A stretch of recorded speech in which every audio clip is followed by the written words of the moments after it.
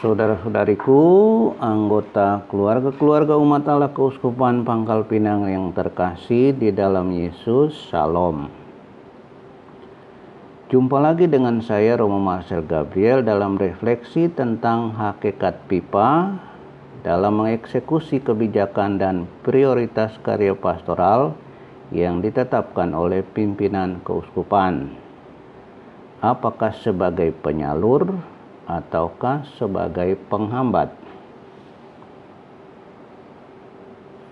Dalam video yang pertama atau bagian pertama dari refleksi ini, kita telah melihat kembali cikal bakal pipa sebagai organ dan struktur karya pastoral Keuskupan Pangkal Pinang menggantikan sekretariat pastoral. Kita juga telah melihat tentang apa dan siapa itu pipa dan bagaimana uraian tugas dan kewenangannya atau job description-nya.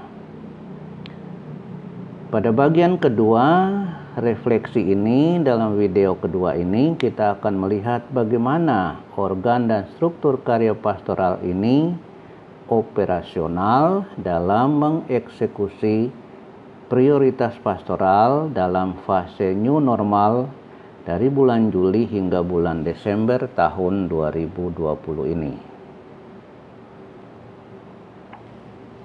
Kita akan melihat hakikat pipa itu dan test case dalam pastoral fase new normal. Nah, ada dua persoalan yang muncul ketika modul-modul untuk pertemuan doa keluarga mulai diedarkan pada akhir bulan Juli 2020 yang lalu.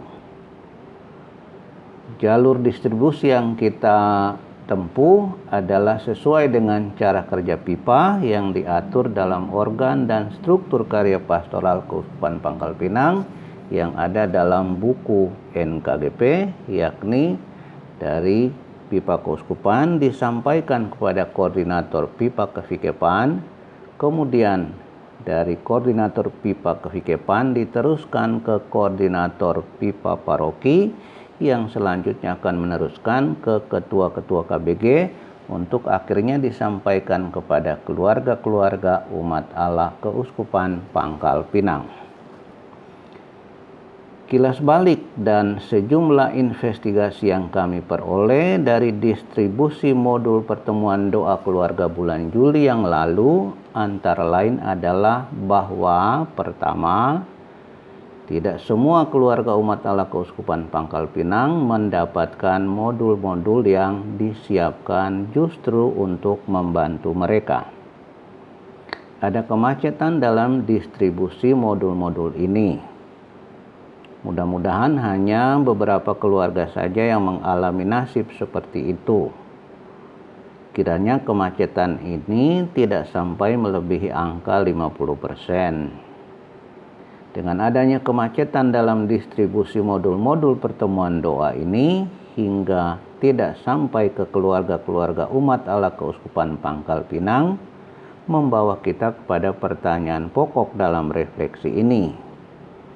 Apakah hakikat pipa sebagai organ dalam struktur karya pastoral Keuskupan Pangkal Pinang dalam distribusi modul-modul pertemuan doa keluarga ini atau menyalurkan atau menghambat?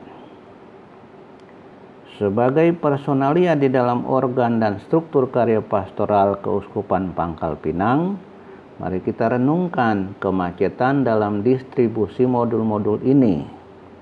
Mudah-mudahan kita menjadi penyalur yang memperlancar distribusi modul-modul pertemuan doa keluarga itu dan bukan menghambatnya. Persoalan lain yang juga muncul ialah bahwa modul tidak digunakan dan umat yang dalam hal ini keluarga-keluarga hanya disuruh membaca kitab suci saja.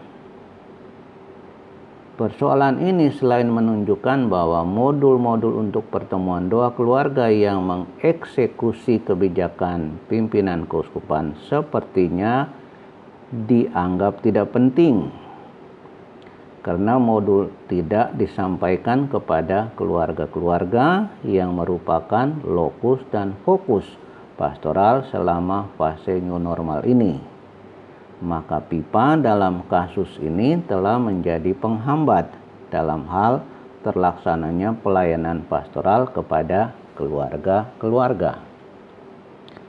Ketika mengantarkan modul pertemuan doa keluarga untuk bulan Juli, Sekretariat Jenderal Pipa Keuskupan juga menyampaikan pesan video mengantisipasi kemungkinan tidak digunakannya modul yang disediakan ini atau macetnya distribusi modul-modul itu.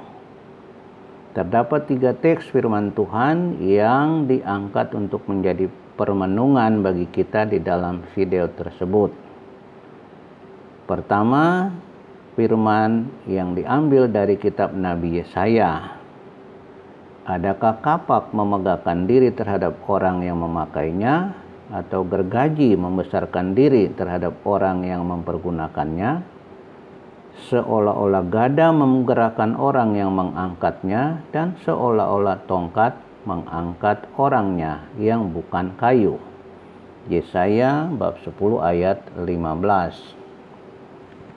Melalui teks ini, pesan yang ingin disampaikan ialah bahwa sebagai personalia di dalam organ dan struktur karya pastoral Keuskupan Pangkal Pinang, di tingkat manapun kita melayani, pada poin tertentu peran kita adalah sebagai alat di tangan Tuhan, seperti kapak atau gergaji atau gada atau tongkat di tangan Sang Gembala Gereja Keuskupan kita, yakni Bapak Uskup. Dan dalam arti itu kita menyalurkan, kita memberi diri untuk dipergunakan sebagai alat dalam karya kegembalaan ini. Kedua, ada firman yang diambil dari surat Rasul Paulus kepada jemaat di Roma.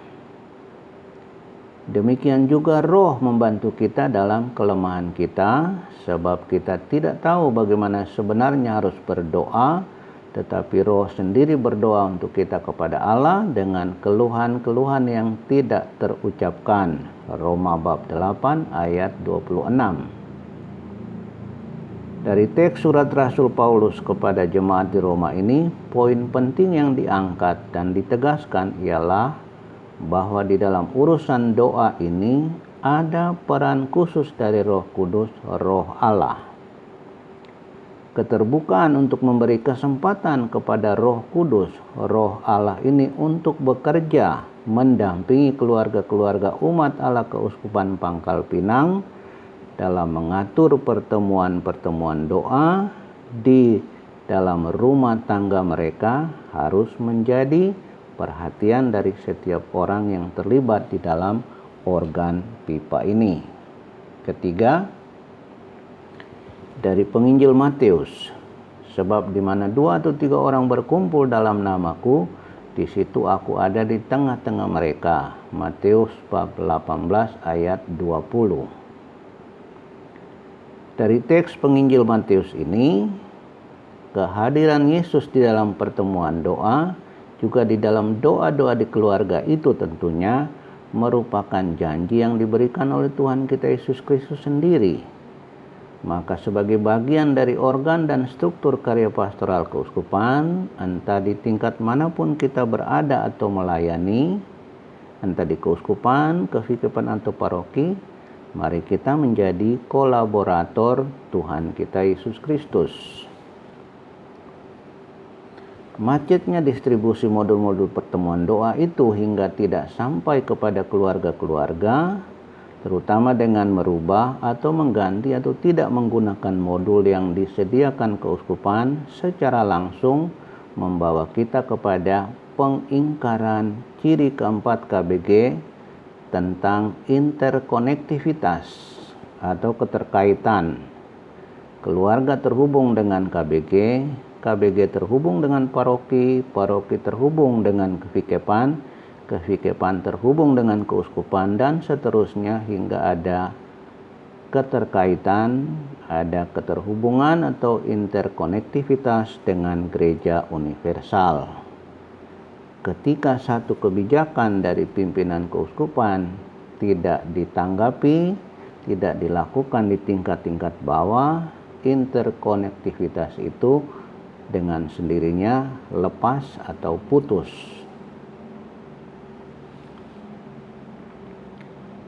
Kesan lain yang juga muncul dari tidak tersalurnya modul-modul pertemuan doa ini ke keluarga-keluarga, atau bahkan diubah atau diganti atau tidak digunakan, mudah-mudahan kesan ini salah, adalah pertama, seolah-olah kita sebagai bagian dari PIPA tidak mempercayai bahwa keluarga-keluarga umat Allah Keuskupan Pangkal Pinang bisa berdoa dengan menggunakan modul yang disiapkan.